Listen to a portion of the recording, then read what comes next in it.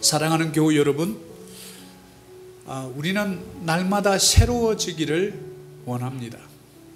성경의 말씀도 예수님께서 보라 이전 것은 지나갔으니 새 것이 되었도다. 성경은 그렇게 단호하게 예수님께서 우리에게 이제 이전의 너희들의 모습은 십자가에 죽었다, 그리고 새 모습이 되었다. 내가 그리스도와 함께 십자가에 못 박혔나니 그런즉 이제는 내가 산 것이 아니요 내 안에 그리스도께서 사신 것이라. 이제 내가 육체 가운데 사는 것은 나를 사랑하사 나를 위하여 자기 몸을 버리신 하나님의 아들을 믿는 믿음 안에서 사는 것이라.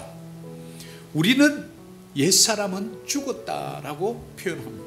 그러면 새 사람으로 살아나야 되는데, 교회는 오래 다녀도 예배는 많이 들어도 방송을 통해서 설교 말씀은 주옥 같은 그 말씀들을 많이 주어 듣는데 왜 내 자신은 새로워진다는 느낌을 받지 못할 때가 많을까요? 우리는 이런 부분들을 그냥 넘어가지 말고 우리 스스로에게 질문을 해볼 필요가 있습니다. 유명한 신학자인 마틴 로이드 존스라는 분은 교회에 대한 정의를 할 때 교회의 본래의 임무는 하나님과 사람 사이의 관계 회복이며 이런 일은 교회만이 할 수 있다, 이렇게 신학적으로 저명한 학자들도 교회의 본래 임무가 하나님과 사람 사이의 관계 회복이라고 알려주는데, 우리 스스로를 돌아보면 내가 하나님과 정말 친하게 지내는가, 친밀한 동행을 누리고 있는가, 이런 부분에 대해서 우리가 깊이 그분과 대화하는 시간이 없다는 사실을 때로는 깨닫게 됩니다. 오늘날 현대사회는 너무나 분주합니다. 우리를 바쁘게 몰아칩니다. 스마트폰이라는 이런 현대기술 문명 때문에 조금이라도 우리를 그냥 두지 않습니다. 여러 가지 메시지의 그런 호출 신호, 그리고 여러 가지 볼만한 정보들이 대량으로 쏟아져 들어옴으로써 정말 하나님과 깊은 친밀한 시간을 우리는 얼마나 가지는지 우리는 스스로 돌아보지 않을 수 없습니다. 그리고 정신의학자인 알프레드 아들러는 의미는 상황에 의해 결정되는 것이 아니라 우리가 그 상황에다가 의미를 부여하는 것이다. 종종 제가 쓰는 말 중에 인생은 사건이 아니라 해석입니다 라는 바로 말과 어느 정도 일치하는 부분입니다.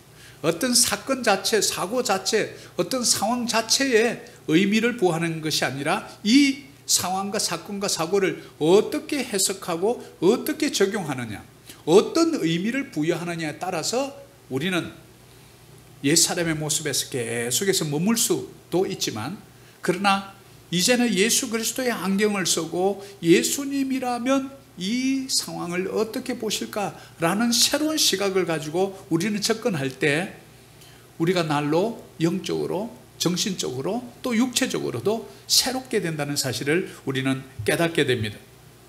그래서 오늘 특별히 주제 말씀인 에스겔서 36장 26절은 새 영을 너희 속에 두었다 이렇게 말합니다. 그 새 영은 뭡니까? 바로 성령입니다. 그래서 예수님께서 십자가에 죽으시고 성천하시기까지 40일 동안 많은 제자들에게 부활의 첫 열매 되신 그분을 실질적으로 보여주십니다.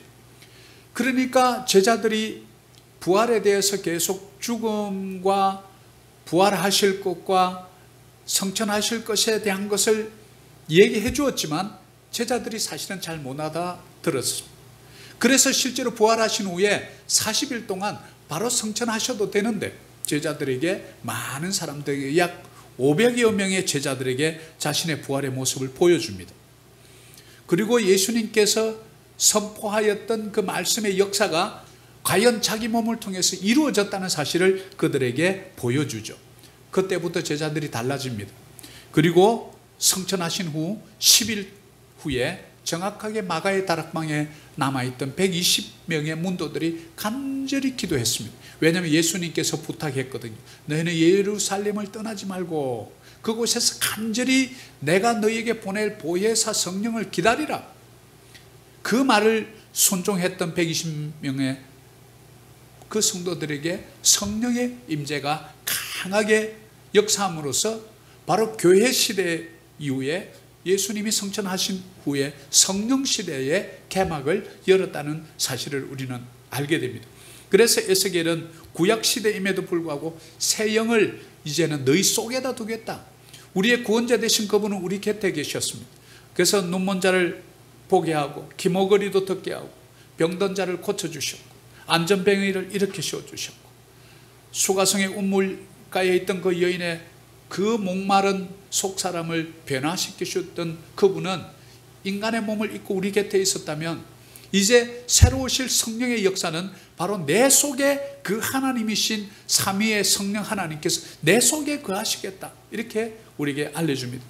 무엇하려고 그러냐면 새 마음을 주기 위해서. 그러면 우리는 성경을 볼 때 이렇게 뒤집어도 보고 이렇게 거꾸로도 해석해보고 또 주위에 있는 말씀들을 연관해서 문맥상으로 살펴볼 필요가 있는데, 그러면 새 마음을 너희에게 주기 위해서 성령이 내 속에 들어왔다는 것은 우리 마음의 상태가 새 마음이 아니다라는 사실을 알 수 있습니다. 우리 마음이 성령께서 오시기 전에 새 마음이라면 굳이 새 마음을 주실 필요가 없죠. 그런데 성령이 우리 속에 거주함으로 너희에게 새 마음을 주겠다라고 한 것에 우리가 새로워질 수 있다는 소망을 바로 이곳에서 알게 됩니다. 그러면 내 육신에서 굳은 마음을 제거하고 부드러운 마음을 줄 것이다. 우리가 예수를 믿어도 난폭한 사람들이 있습니다. 말을 심하게 하는 분들이 있습니다. 아직까지 새 마음이 되지 않은 거예요. 아니, 그러면 예수 그리스도를 우리 인생의 구주로 영접하고 우리 속에 성령이 아니고서는 예수를 주라 고백할 수 없다고 성경 말씀 고린도전서 12장이 말해준다면, 우리는 예수님을 전부 믿고 신앙생활하고 예배를 드리는 자들인데도 불구하고 그러면 내 마음이 왜 새로워지지 않을까요? 도대체 뭐가 문제가 있는 걸까요? 우리는 예수 그리스도를 받아들이는 순간 몇 가지 변화를 우리는 다시 한번 상기시켜 볼 필요가 있습니다. 우리는 그분을 내 인생의 구주로 받아들이고 내 마음으로 믿어 의에 이르고 입으로 신에서 구원에 이르는 그 순간 여러분 속에 있는 죽었던 영이 다시 살아나게 됩니다. 그래서 영이 살아납니다. 영이 죽었다는 의미는 뭘까요? 하나님과의 관계에 소통의 채널이 끊겨버렸습니다. 시그널이 죽어버린 거죠. 하나님이 죽으신 것이 아니라 내 속에 있는 영이 죽었기에 하나님과의 관계에 단절이 되었습니다. 아무리 부르짖어도 대답하지 않습니다. 울어도 듣지 않습니다. 우리가 기도해도 듣지 않습니다. 왜요? 우리 속에 있는 영이 죽었기 때문에 그렇습니다. 우리 속에 영이 살아남으로 두 번째 따라오는 것은 하나님과의 관계가 회복이 됩니다. 이것이 놀라운 축복입니다.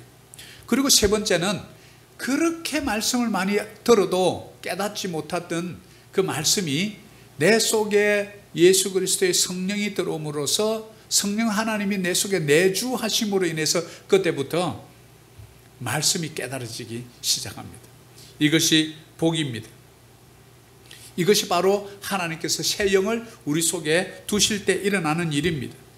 그래서 우리 속에 굳은 마음을 제거해 주시는데, 그럼 그 굳은 마음이 뭐냐면 바로 여러분 속에 있는 고통스러운 과거의 기억들이 있을 것입니다. 그 기억들을 제거해 줍니다. 어떤 사고를 통해서 우리 잠재의식 속에 어떤 고통의 감정들이 있습니다. 이 고통의 감정들로 인해서 우리가 왜곡된 기억을 가지고 있습니다. 두 가지입니다. 이 두 가지의 아픈 상처들과 이 상처 때문에 오는 왜곡된 기억들을 가지고 있으면 우리는 이것들을 잊어버린 것 같은데 이것이 우리 내면 속에 잠재의식 속에 내재되어 있다는 사실입니다.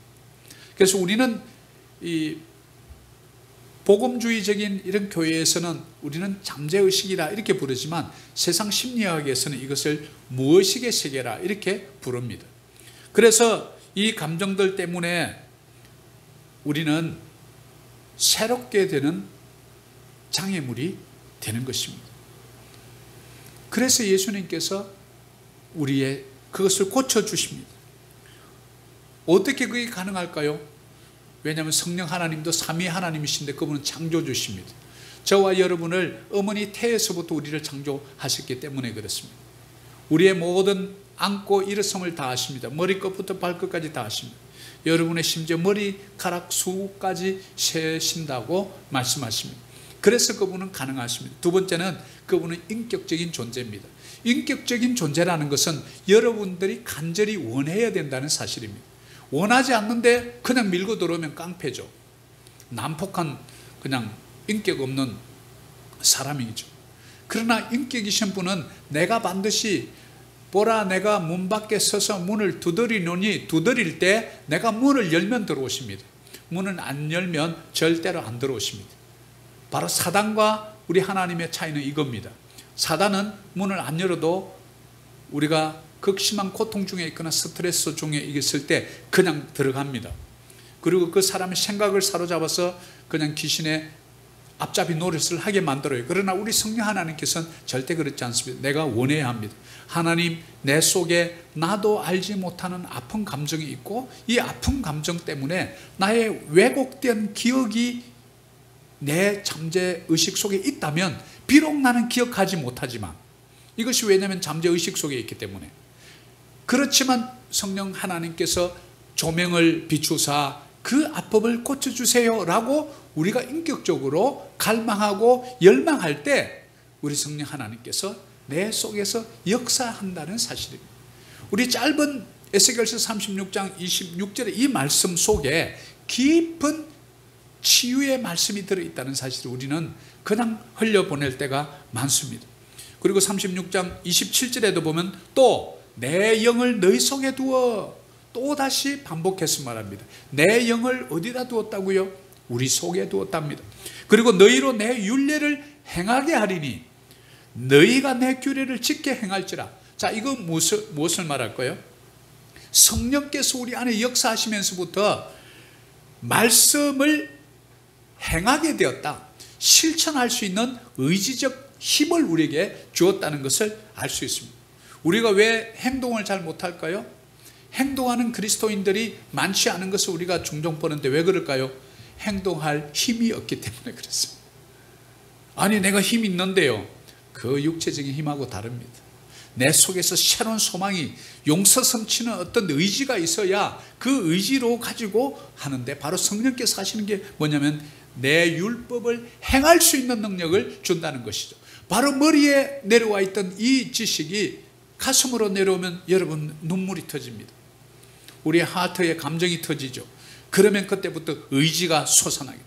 그래 내가 이렇게 죽을 인생은 아니지. 내가 일어날 거야. 그러면서 주먹을 불끈 쥐고 일어납니다. 그리고 행동합니다.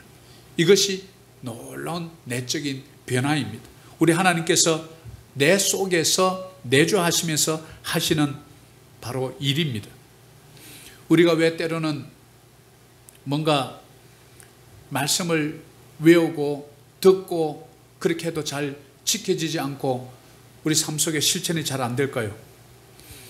우리가 사실 잘 몰라서 그래요.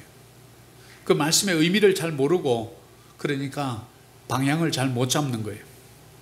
우리가 이걸 해야 되는 건지 말아야 되는 건지 가야 되는 건지 되돌아와야 되는 건지 도대체 우리가 방향을 못 잡을 때가 있습니다. 바로 이것을 우리는 영적 무지라고 합니다. 영적으로 spiritual blindness, 우리의 영어로 눈이 감겨버리면 그야말로 우리 육신의 봉사처럼 그냥 안 보이는 거예요. 맹인이 돼버립니다. 그러면 가다가 그냥 구멍이 있으면 빠지고요. 그냥 이게 장애물에 부딪혀서 다칩니다. 바로 예수님께서 성천하실 때 우리를 그냥 내버려 둘 수 없어서 아버지께 부탁해서 성령 하나님을 이 땅에 보내주십니다. 그래서 저와 여러분 속에는 성령 하나님이 계시다는 사실을 믿으시기를 축복합니다. 내 속에 성령님 계십니다. 그래서 한 번씩 불러보셔야 돼요. 계신지. 성령님 계세요? 이렇게. 나 여기 있다. 이렇게 포네티컬하게 안 들릴 수는 있어요. 그런데 우리 하나님은 시 공간의 구별이 없으시잖아요. 우리가 그 입을 떼는 순간 듣고 계세요. 조용히 듣고 계세요. 그리고 내 마음속에 하나님 저 평안이 좀 필요한데요. 마음이 불안해요. 그러면 눈을 감고 가만히 있어 보세요. 내가 너에게 평안을 주노라. 내가 주는 것은 세상이 주는 것과 같지 아니하니 평안할지어다. 이 말씀이 탁 떠오르는 거예요. 우리 하나님의 대화 방식이에요. 많은 분들이 기도하고 하나님 이렇게 해주시고 저렇게 해주시고 우리 자녀 이렇게 해주시고 교회 이렇게 해주고 요번에 프로젝트 이렇게 해주시고 막 해놓고요, 아멘 하고 딱 돌아서 가버리는 거예요. 이거 대화입니까? 우리가 대화라고 하는 것은, 커뮤니케이션은 서로 말을 하면 저쪽에서 화답하고 저기에서 말하면 내가 화답해주고, 이게 대화예요. 혼자 다 말해놓고 싹 성경 들고 그냥 집에 가버려요. 아들아 딸아, 듣기는 들었는데 내가 말하려고 하는데 보니까 없구나. 가고 없네. 우리가 성령님과 좀 친해야 돼요. 그러면요 많은 비밀을 가르쳐줘요. 그러니까 그 영적 비밀을 못 깨닫는 거예요. 아직까지 그분과 덜 친한 거예요. 여러분이 친하면 속속들이 모든 소식을 다 알아요. 근데 좀 덜 친하면 잘 연락을 안 합니다. 이게 뭐냐면 여전히 우리는 딱딱한 마음, 굳은 마음이 내 속에 아직도 있다는 거예요. 이것이 하나님과 우리 사이를 끊임없이 먹구름처럼 막고 있다는 사실을 우리는 깨닫게 됩니다. 그래서 몇 가지 도표를 좀 보고자 합니다. 우리 인간은 영혼육으로, 우리가 이것은 이제 3분법이라고 그러는데요. 우리 영, 스피릿, 혼, 소울, 그 다음에 육은 우리가 바디 또는 플래시라고 부르죠. 자, 우리가 예수님을 영접할 때 몇 가지 이 변화를 우리는 정확하게 기억하고 있어야 합니다.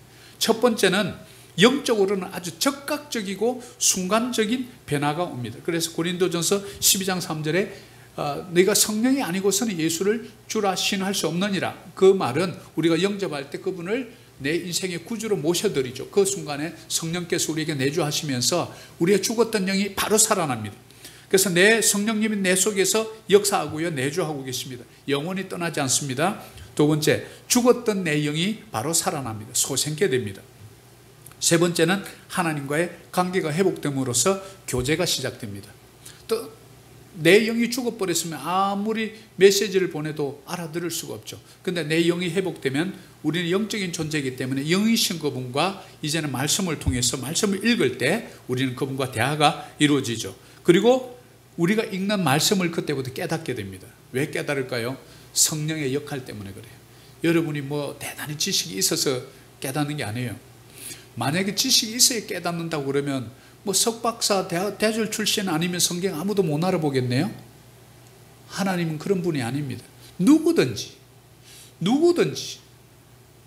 우리 초대 우리 한국의 그리스도인들, 할머니들, 할아버지들 거의 다 뭐 국졸도 못 나온 분들이에요. 그런 분들이 기도는 어떻게 하면 예수 그리스도는 어떻게 알겠어요? 바로 그걸 하나도 몰라도 우리 성령께서는 말씀을 들으면 깨닫게 해주는 거예요. 내 속에서 리마인드 시켜주고요, 하나님의 말씀을. 그 다음에 teaching you, 우리가 모르는 것을 깨닫게 해줘요. 내 속에서 의식적으로 일어나는 일이에요. 이것이 바로 영적인 변화입니다. 첫 번째. 그 다음에 두 번째는 육신적 변화입니다. 육신적 변화는 눈으로 보지 않는데요, 예수를 믿는 많은 분들 중에 육신의 질병이 바로 치유되는 분들이 있어요. 그리고 그 당시는 치유되지 않지만 나중에 그분을 간절히 원할 때 육신이 치유됐다는 많은 우리는 간증들을 듣게 됩니다. 그러나 우리 육신이 치유받은 것은 완전한 것은 아닙니다. 우리 몸이 완전히 회복되는 것은 바로 예수님께서 다시 오시는 때입니다. 그래서 우리는 부활입니다. 그래서 예수님께서 이 땅에 오실 때 우리는 신령한 몸으로 완전히 변화됩니다. 그때 몸과 지금 우리의 몸은 완전히 다릅니다. 그렇게 변하는데요, 이제 문제는 바로 우리 마음 속에 있는 굳은 마음을 제하고 부드러운 마음을 주신다는 이 의미를 우리는 세 번째 바로 혼적인 역사에서 우리는 보게 됩니다. 우리가 예수님을 영접했을 때 혼적으로 변화가 일어나야 되는 이 혼적인 요소는 지정의라고 그럽니다. 지는 mind, 정은 heart, 의지는 will 또는 strength라고 이렇게 성경은 표현하고 있습니다. 그러면 우리 혼적인 부분에 있어서 이게 왜 바로 변화가 일어나지 않는가? 영적인 부분은 바로 우리의 죽었던 영이 살아나고 하나님이 내 속에 내주함으로 이제는 대화가 가능하고 말씀을 읽을 때 이해가 되는데, 도대체 혼적인 부분에 어떤 문제가 있는가? 우리 잠재의식 속에 어릴 때 가지고 있던 아픈 상처들로 인한 기억들이 속에 있는데 우리가 의식 상태에서는 그걸 깨닫지를 못합니다. 이게 문제예요. 그러니까 아주 근엄해 보이는 장로님이 어느 날 그냥 교회에서 당회하다가 그냥 성질을 내고 부럭부럭 그러니까 사람들이 다 놀라는 거예요. 그렇게 점잖았던 장로님이 왜 저러지? 모든 사람이 궁금증을 갖는 거예요. 아니, 장로님 정도 되면 말씀을 모르겠어요? 기도를 안 하겠어요? 거룩한 훈련을 안 하겠어요? 근데도 왜 그럴까요? 바로 우리 혼적인 부분에 문제가 있다는 사실을 잘 몰랐기 때문에 그렇습니다. 바로 이것이 어떤 특정 사건, 어떤 사고로 인해서 우리의 고통의 어떤 감정들이 있습니다. 이것이 우리 속에 저장이 되어 있습니다. 여러분들이 태어나서 죽을 때까지 많은 기억들이 사실은 여러분 뇌 속에 약 1000억 개의 이 세포에, 뇌세포에 다 저장이 되어 있어요. 근데 우리는 저장이 되어 있는지를 몰라요. 여러분 포렌식 아시죠? 포렌식. 우리 전화기 메시지 보내고 이거 다 지우면 없어지죠. 근데 전문가들은 다 찾아내죠. 왜 그렇죠? 그 안에 메모리 칩에 다 데이터가 남아있는 거예요. 그래서 포렌식 기술로 그 데이터를 다 찾아내는 거잖아요. 우리도 마찬가지. 우리 이 기억 용량이 어마어마한 용량입니다. 그런데 우리는 거의 쓰지를 못해요. 근데 그 속에 있는 것을 우리는 의식 상태에서는 그것이 있는 줄도 모르고 살아가는. 그런데 어떤 특정한 사건을 딱 만나면 내 속에 있는 그 상처받은 감정과 감정으로 인해서 왜곡된 이 기억이 딱 만나면서 나도 모르게 다시 역으로 감정이 폭발을 하게 됩니다. 그러니까 우리는 이 부분을 치유받지 않으면 혼적인 부분에서 성화를 기대하기가 어렵다는 사실을 우리는 바로 깨닫게 됩니다. 그래서 동일한 환경을 만나면 바로 그 고통의 감정과 동반된 왜곡된 생각으로 감정들이 그냥 폭발을 하게 되는 거죠. 마치 내관처럼요. 그 내관처럼 아니면 성냥불처럼 딱 던졌는데 내 속에 휘발유통이 있다는 사실을 몰랐던 거예요. 그 휘발유통을 제거하지 않으면 우리의 딱딱한 부분이 여전히 그 속에 남아요. 부드러운 마음으로 되지 않는 거예요. 저도 간혹 그렇게 깜짝 놀랍니다. 하나님 이렇게 말씀 거의 어떤 때는 종일 보고 기도하고 이러는데 어떻게 나도 모르게 그냥 비판이, 때로는 그냥 이게 분노가 툭 튀어나올까요? 도대체 내가 내 속에 뭐가 들어앉았습니까? 이 고민을 저도 수없이 했습니다. 그러다가 제가 이것을 깨닫거든요. 그래서 우리 혼적인 부분에 이 변화는 시간이 좀 걸린다는 사실을 제가 깨달았습니다. 그래서 조금 위로가 됐습니다. 왜냐하면 우리 마음속에 그 기억이 남아있어서 그렇습니다. 그래서 이 우리의 아픈 기억을 치유할 필요가 있는데 바로 그 치유는 두 가지입니다.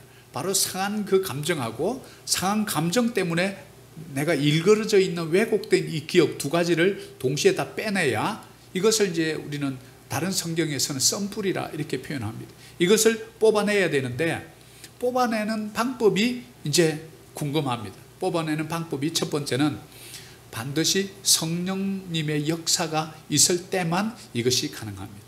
세상의 정신 어떤 치료로, 심리 치료로 이게 안 됩니다. 왜냐하면 영적인 부분을 그들은 타치할 수가 없기 때문에 그렇습니다.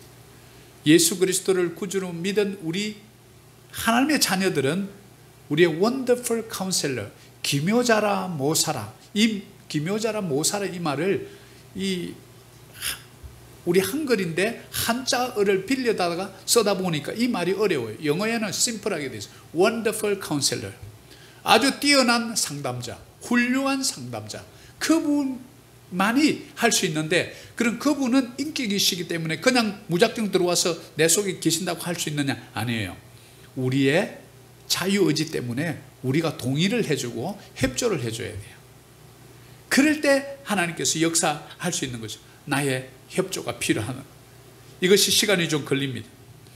예레미야 4장 3절에도 보면 그러면 이 내면에 있는 우리의 치유되지 않은 이 기억들 때문에 어떤 일이 일어나는지 예레미야 4장 3절 같이 한번 읽습니다. 여호와께서 유다와 예루살렘 사람에게 이와 같이 이르노라. 너의 묵은 땅을 갈고 가시덤불에 파종하지 말라. 자, 우리 심령 속에 고스란히 저장되어 있는 이 내면의 기억들, 이 기억들은 사실은 조금 전에 제가 표현을 왜곡된 기억이라고 표현한 것을 기억하셔야 됩니다. 이것은 사실 객관적인 사실이 아닙니다. 주관적인 자기의 해석이었어요. 그러면 주관적인 해석은 진리가 아니기 때문에 틀릴 수도 있다는 사실이에요. 그런데 그 틀린 줄을 모르고 그 기억에 노예가 되어서 포로가 되어서 살아간다는 사실이에요. 왜냐하면 어린 시절에 주로 상처가 깊이 남아있는데요. 왜냐하면 어린 시절에 어떤 부족한 지식 기반, 지식이 없잖아요. 그러니까 그 감정대로 느낀 대로 그냥 그것을 기억으로 딱 가지고 있는 거예요. 또 어릴 때는 우리가 통제가 잘 안 돼요. 그러니까 통제력 부족이라든지 또 제한된 그런 인지 능력 때문에 이 현실이 사실은 왜곡되어 있는 채 그 주관적인 해석을 통해서 그 기억들을 내면 속에 갖고 있는 거예요. 그런데 나이가 들고 성장해서 내 속에 그런 아픈 게 있다는 것을 몰랐어요. 그런데 어느 순간에 누군가가 나를 무시할 때 나도 모르게 그냥 폭발이 일어나는 거예요. 내가 왜 이러지? 그리고 막 후회를 해요. 왜냐하면 내 속에 그 동일한 사건과 연관되어 있는 상처와 기억들이 있었던 거예요. 그런데 이 똑같은 상황이 딱 재현이 되자 나도 모르게 그게 방아쇠를 당겨버린 거예요. 그리고 나서 후회를 하죠. 그러면서 우리는 뭐라고 그러죠? 내가 왜 이러는지 나도 몰라. 이게 우리의 실존 아닙니까? 그래서 예수님께서는 그것을 아시잖아요. 우리를 고쳐주시려고 이 땅에 오신 거예요. 그래서 뭡니까? 묵은 땅을 갈고 우리의 그 묵은 땅, 쓸모없는 땅, 아픈 상처 썬뿌리만 내는 그 땅, 이것을 어떻게 갈아엎어야 되는데 특별히 가시덤불에 파종하지 마라. 왜냐하면 그 가시덤불은 가시가 뭡니까? 상처잖아요. 그 상처가 뽑아내져야 영적 열매가 맺힌다는 사실이에요. 우리 인간이 불순종해서 에덴 동산을 떠났을 때 땅을 파종하고 이마에 땀을 흘려야 너희들을 먹고 사는 존재가 이제 돼버렸어요.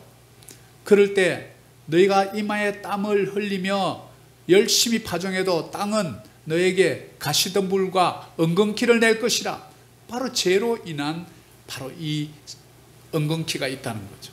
가시덤불이 있다는 거죠. 그러면 절대로 영적인 열매를 맺을 수 없습니다. 바로 우리 교회 리더가 되기 위해서, 지도자가 되기 위해서, 세상에 많은 사람들에게 리더가 되기 위해서 우리는 반드시 우리 속에 있는 굳은 마음을 제거하지 않고는 이것이 언제든지 폭발할 수 있는 위험성이 있기 때문에 우리는 상당히 위험하다는 것을 알 수가 있습니다. 히브리서 6장 8절에도 그러면 우리가 치유되지 않는 어떤 내면의 이 기억은 어떤 결과를 가져오는가? 이것을 치유하지 않고 그냥 놔두면 어떤 결과가 일어나는가? 히브리서 6장 8절 같이 한번 읽습니다. 만일 가시와 엉겅퀴를 내면 버림을 당하고 저주함에 가까워서 그 마지막은 불사람이 되리라. 무섭습니다. 이 말은 마지막은 불사람이 된다는 말은요, 불못에 들어간다, 지옥 간다 이 말이에요. 이 말이 좀 무서워요. Whose end is to be burned, 태워져 버린. 쭉정이는 따로 불태워버린다. 알곡은 창고에 들이고 죽정이는 양과 염소로. 그런데 이 이야기가 전부 교회 내에 믿는 자들에게 해당된다는 말이에요. 양과 염소도 우리 안에 있는데, 목자가 있는데 그 양만 있는 줄 알았더니 염소가 있는 거예요. 넘을 떠받는. 바로 이 가시와 엉겅퀴를 내면 이것을 치유받지 않고 우리가 성령님께 간절히 구하고 원해서 이것을 치유받지 않고 여전히 내가 휘발유통을 들고 다니면 버림을 당하고 저주함에 가까워서 마지막은 불사람이 되니라. 우리가 구원에서 떠나게 된다는 거예요. 왜? 내 속에 있는 이 아픈 감정이 하나님과 나 사이를 가로막게 돼요. 하나님 아버지에 대한 인식을 부정적으로 만듭니다. 어릴 때 아버지로부터 폭력을 심하게 당했던 우리 자녀들이 나중에 성장해서 하나님을 아버지라고 부르기가 그렇게 어렵다는 거예요. 하나님의 아버지 이렇게 불러야 되는데 아버지 할 때마다 내 육신의 아버지의 그 왜곡된 기억, 그 두드려 맞았던 상처 때문에 하나님 아버지도 같이 도매금으로 무서운 하나님, 심판하는 하나님, 잘못하면 그냥 불로 살라버리는 하나님, 이렇게 인식을 하니까 사랑의 하나님을 알 수가 없는 거예요. 그러니까 늘 두렵기만 하지 사랑하는 하나님, 나를 안아주시는 하나님이 캄캄한 길을 떠날 때 나의 손을 잡고 가시는 그 하나님을 도저히 상상할 수가 없는 거예요. 그러니까 하나님과의 우리 관계에 단절이 오는 것이죠. 그러니까 늘 가시를 냅니다. 해결되지 않는 나 속에 있는 이 문제 때문에 아주 가시 돋친 악담들을 쏟아냅니다. 상대방에게 말로 상처 줍니다. 다시. 그러니까 우리 삶의 에너지를 다 소진해버려요. 이런 것은 내 안에 에너지 뱀파이어, 그 치유되지 않은 그 상처, 그 기억은요 우리의 에너지를 다 고갈시켜요. 그래서 예수님께서 이 땅에 오신 거예요. 영적인 생명의 회복뿐만 아니라 육신의 질병의 치료, 또 우리가 가장 사랑받고 있는 존재라는 사실을 우리로 하여금 깨닫게 됩니다. 그리고 우리는 늘 칭찬받아야 하고 하나님께서 놀라운 계획을 가지고 있는 그런 존귀한 자녀라는 사실을 우리에게 끊임없이 성경을 통해서 알려줍니다. 우리 육신의 아버지에 대한 불신이 있으면 하나님 아버지를 믿기 어려운, 영적 아버지를 멀리하게 되는 이런 마음 때문에 결국은 믿음에서 떠나고 우리가 이렇게 저주를 받고 불살하게 된다는 거예요. 우리는 이런 부분들을 깊이 생각하지 못하고 그냥 예배 참석 잘하고 설교 잘 듣고 헌금 잘하면 그냥 괜찮은 그리스도인으로 알았어요. 영적인 부분은 그냥 순간적으로 변화되는 것을 우리는 이제 알았습니다. 육적인 부분도 우리 하나님께서 필요하면 간절히 여러분이 원하면 치유해 주십니다. 그분은 힐러, 치료자 하나님 되시기 때문에 그렇습니다. 그러나 우리 혼적인 부분에 내 속에 있는 상처는 내가 인식을 못한다는 게 문제예요. 그래서 이것을 여러분들 기도의 자리로 가서 하나님, 나는 지금 깨닫지 못하지만 분명히 내 속에 문제가 있는데 이런 상황만 되면 내가 폭발합니다. 저도 그 문제를 가지고 정말 주님 앞에 깊이 늘 회개하고 들어갑니다. 어릴 때 많은 기억들을 기억나게 해주었습니다. 하나님께서 그 부분을 고쳐주셨어요. 그래서 이 모양이라도 그래도 목회하고 있는 겁니다. 그래 안 했으면 도무지 제가 이런 자리에 설 수 없는 그런 부족한 자입니다. 우리 주님은 원하면 고쳐주십니다. 우리는 그것을 꼭 기억해야 합니다. 히브리서 6장 7절에도 그러면 우리가 우리의 모든 상처들이 치유받아서 딱딱한 거 다 제거하고 부드러운 마음이 되면 어떤 복을 받느냐? 땅이 그 위에 자주 내리는 비를 흡수하여 밭가는 자들이 썩기에 합당한 채소를 내면 하나님께 어떻게 해요? 복을 받고. 이 땅이 뭡니까? 여러분을 흙으로 사람을 지어서 그 코에 생기를 불어넣은 적 생명이 된지라. 그러면 그 땅은 뭐예요? 자주 내리는 비를 흡수하여 뭡니까? 저와 여러분의 몸 아닙니까? 그럼 자주 내리는 비가 뭡니까? 성령의 생수, 말씀의 생수를 잘 받아들여서, 그러니까 좋은 밭에 물이 있으니까 열매를 맺죠. 채소를 내죠. 이게 뭡니까? 하나님께 복을 받는 거예요. 그래서 우리 혼적인 부분에도 말씀이 들어가고 성령의 능력으로 빨리 이 가시덤불과 은근키를 걷어내야 합니다. 그래야 그곳에 비가 내리고 성령의 생수가 솟고 말씀이 내릴 때 바로 채소를 내고 하나님께 복을 받게 되는 것이죠. 그러면 그때부터 우리가 머리를 알고 있던 이 지식이 우리의 손발로 내려와서 이제는 헌신하고 우리 몸으로 행동하는 그런 풍성한 삶을 살아갈 수가 있는 것이죠. 오늘날 많은 우리 그리스도인들이 이런 부분에 대한 무지 때문에 교회는 그냥 종교적으로 의식적으로 잘 가고 뭐 이렇게 하자 하는 것은 잘하는데 여전히 내 속에 해결되지 않는 그 시한폭탄을 들고 다니다 보니까 본인도 언제 터질지 몰라서 안절부절합니다. 바로 이것이 해결되면 사랑하는 자야 내 영혼이 잘된 같이 범사가 잘되고 강건하기를 소망하노라. 이 말씀이 요한 3서의 말씀이 그제서야 정확하게 이해가 되기 시작하는 거예요. 우리는 그 속에 있는 나 아닌 나를 걷어내야 합니다.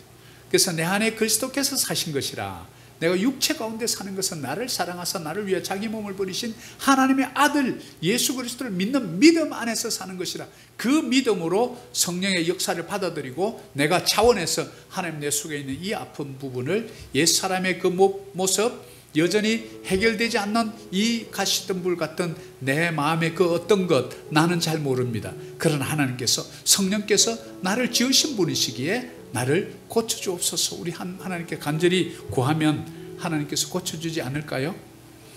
우리 하나님은 사랑의 하나님이라고 그랬잖아요. 사랑의 하나님은 우리가 어릴 때 아이가 꼭 젖을 달라고 해야 줍니까? 엄마가 딱 생각해보고 아이가 젖 먹을 때가 됐는데 아직 안 우네? 그건 젖을 물리잖아요. 우리 하나님은 우리 육신의 부모보다도 더 우리를 사랑하신, 그래서 우리 엄마 아버지를 하나님께 택해가지고 나를 낳을 몸을 잠시 빌린 거예요. 그래서 우리가 나서 탯줄을 딱 끊는 순간 이제 몸 빌렸던 거 이제 빠이빠이 한다 하고 이제 탯줄을 탁 끊는, 하나님이 그냥 우리 몸을 빌려서 만든 거예요. 그런 놀라운 치유의 역사가 있으면 이제는 그 교회에, 그 성도, 그 가정에 무슨 역사가 일어나냐면 바로 이사야서 61장 1절입니다. 이거 크게 같이 한번 읽습니다. 주 여호와의 영이 내게 내리셨으니 이는 여호와께서 내게 기름을 부으사 가난한 자에게 아름다운 소식을 전하게 하려 하심이라. 나를 보내사 마음이 상한 자를 고치며 포로된 자에게 자유를, 갇힌 자에게 노임을 선포하며. 아멘. 성령의 놀라운 역사가 그제서야 시작되는 것입니다. 여러분 그런 거 궁금하지 않습니까? 하나님 왜 나에게는 성령의 강한 역사가 일어나지 않죠? 이것을 우리는 성령 충만이라 합니다. 또는 이것을 다른 분들은 오순절 계통의 목사님 성령 세례라 그렇게 말합니다. 우리는 이미 성령의 내주함은 있습니다. 그러나 이것이 좀 나의 은사로 드러나서, 병 고치는 은사, 예언의 은사, 방언 통역의 은사, 방언의 은사, 믿음의 은사, 지식의 은사, 지혜의 은사, 이런 은사들이 드러나야 되는데 이게 안 드러나는 거예요. 교회는 오래 다니도. 뭐 장로, 권사, 안수 집사를 하는데도. 왜 그러냐면 내 안에 주님께서 아직까지 쓰시지 못할 그 무엇을, 그 쓰레기통을 치워야 되는데 내 속에 쓰레기통이 있다는 사실을 몰랐던 거예요. 더군다나 우리는 그것을 주님께 좀 조명해서 비춰가지고 내 속에 어둠이 있나 없나를 보시고 좀 청소해달라고 간절히 기도하지 않는 거예요. 자, 여기서 우리는 중요한 몇 가지를 알 수 있습니다. 내가 알지 못하는 그 어둠에 냄새나는 쓰레기통이 있다면 우리는 어떻게 해야 되죠? 내 남편이 청소 못 해줍니다. 집안 청소는 할 수 있어도 내 마음속에 있는 것은 안 보이기 때문에, 나도 모르기 때문에, 이것을 아는 분은 나를 만드신 분밖에 모릅니다. 그래서 그분께 간절히 기도해야 합니다. 첫 번째 기도예요. 두 번째, 기도할 때 내 마음을 그분께 드려요. 하나님, 내 마음의 문을 열어드립니다. 들어오셔서 나를 정결케 하여 주옵소서. 정직한 영을 새롭게 하여 주옵소서. 정결한 마음 내게 주시옵소서. 이렇게 기도하면 기다리고 있다가 알았다. 그 말 듣는데 30년 걸렸구나. 이제야 들어가겠다. 남 얘기 아니고 뭐 저 얘기 같아요. 바로 예수 그리스도의 복음 사역은 이렇게 놀라운 겁니다. 세상의 심리학자들이나 정신과 의사들이 치유하지 못하는 그것을 우리의 영원한 정신과 의사이시고 치료자이신 그분이 우리가 그렇게 간절히 원하면 치료해 주십니다. 아멘이시죠? 그분을 우리는 간절히 원해야 합니다. 그래서 여러분의 갈증, 이 열망이 바로 치료의 열쇠입니다. 수가성 우물가의 여인 보세요. 그 대낮에 나와서 그리고 예수님께 말을 걸었습니다. 그냥 속에 있는 것이, 우리는 여기서 예배 드리는데 유대인들을 저 예루살렘 성에서 예배 드린다면서요, 이러면서 막 그냥 자기하고 관계없는 얘기 시작합니다. 그렇게 해서 결국은 예수님은 전곡을 찌릅니다. 내 남편을 데려와라. 완전히 생뚱맞는 얘기입니다. 예배론을 얘기하다 갑자기 남편 데려오라.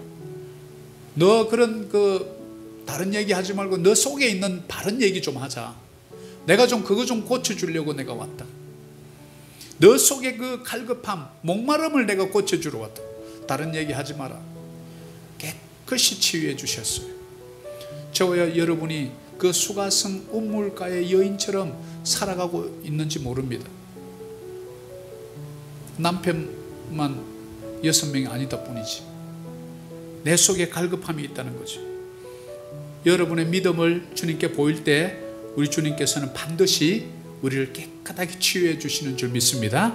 우리를 여호와의 치료하심을 여러분 간절히 원하십니까? 아멘이시죠. 그것을 드러내야 하나님께 놀라운 사역에 새로운 장을 쓸 수 있습니다. 여러분의 사업도 마찬가지고요, 가정의 평화도 마찬가지고요, 자녀와의 관계도 마찬가지고, 아버지 어머니와의 관계도 마찬가지고, 내 친구와 직장에 있는 동료들과의 관계도 마찬가지예요. 이게 풀려주지 않으면, 이 속박에서 자유함을 얻지 못하면 여러분의 삶이 계속 꼬이는 거예요.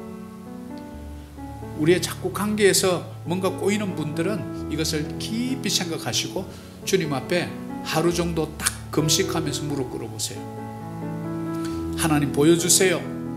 하나님 나 안 됩니다. 나 오늘 금식하면서 주님 앞에 매달립니다. 주님 나를 깨끗하게 치유해달라고, 생각나게 해달라고, 성령께서 그것을 치유해달라고. 오늘 결론을 맺습니다.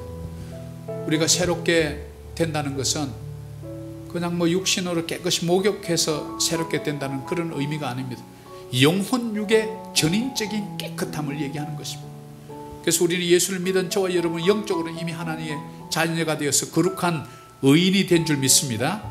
내 모습은 비록 죄인 같아 보일지라도 여러분의 신분 자체는 이미 의인으로 된 줄 믿습니다. 천국 생명록에 여러분의 이름 석자가 기록이 되어 있다는 사실을 반드시 믿으시기를 축복합니다. 우리의 육신도 마찬가지입니다. 필요할 때 구하십시오. 그러나 우리 혼적인 부분에 우리의 그 생각, 우리의 감정, 이것은 간절히 구해서 여러분이 지금 느끼지 못하는 그 부분을 구해야 합니다.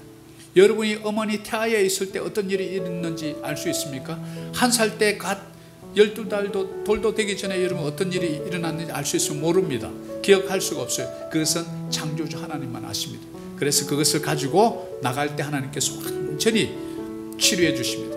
그래서 우리 예수님의 역할은 우리의 영혼육의 전인적인 치료자 되신 그분을 믿어야 합니다. 나의 역할은 뭘까요? 나의 아픈 감정들, 왜곡된 생각들을 내가 알든 모르든 그것을 내어드려야 합니다. 문을 열어드려야 합니다. 그러면 그때부터 역사하기 시작합니다. 그래서 우리 속에 있는 이런 기억의 치유는 바로 그 새 마음, 보라 옛것은 지나갔으니 새것이 되었도다 하는 의미가 바로 이거였다는 사실을 우리는 좀 더 명확하게 우리가 오늘 말씀을 통해서 깨닫게 됩니다. 우리가 어떻게 적용할까요? 우리를 새롭게 하시는 예수님을 의지하시기를 바랍니다. 나의 고통과 상처를 들고 주님 앞에 우리는 나아가야 합니다. 그리고 나의 상처의 아픔과 왜곡된 생각을 성령님의 조명으로 직면할 때 치유가 이루어집니다. 컨프런테이션, 우리는 반드시 그 앞에 나가야 합니다. 숨으면 안 됩니다. 숨으면 치유가 안 돼요. 나는 모르니까 주님만 갔다 오세요. 안 됩니다. 주님의 손을 잡고 그 아픈 상처의 현장으로 같이 내려가셔야 합니다. 그러면 성령께서 그 굳은 마음을 제거하시고 부드러운 마음으로 회복해 주십니다.